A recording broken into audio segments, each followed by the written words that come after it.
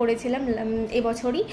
তো সেভাবে হোলি খেলিনি, যে কারণে গেঞ্জিটা একদম নতুনই ছিল। আমি সেখানে বলি যে এটাতে তুমি প্রিন্ট করে দাও, যেটা আমি পরবো কালকে পয়লা বৈশাখে একবার হলেও। তো এখানেই পছন্দ করে দেওয়া প্রিন্টিং যেটা ছিল সেটা প্রিন্ট হয়ে বেরোচ্ছে, আর আমি খুবই এক্সাইটেড এটার জন্য। আপনারাও দেখুন কিভাবে বেরোয় এই যে ইন প্রসেস যে ব্যাপারটা। আর আমি এই প্রিন্টটা দাদাভাইকে বলেছিলাম যে গেঞ্জির ব্যাক সাইডে এটা আমাকে প্রিন্ট করে দাও। আর ভালো লাগছিল, মানে আমি ভাবুন একবার যে এটা ড্রেসটা পরে আমি রাস্তায় বেরিয়েছি বা কোথাও যাওয়ার জন্য বেরিয়েছি, এবং পিছন দিকে এরকম একটা ভাবে দেখছে, মানে এক চোখ দিয়ে আপনাদেরকে দেখছে। ভাবুন একবার কি কিউট না ব্যাপারটা, আমার পছন্দ হয়। তো এখানে প্রিন্ট করার পরে যখন আস্তে আস্তে ওটা বেরোচ্ছে, আর এক্সাইটিং লেভেলটাও আবার একটু হাই হাই হচ্ছে আর কি।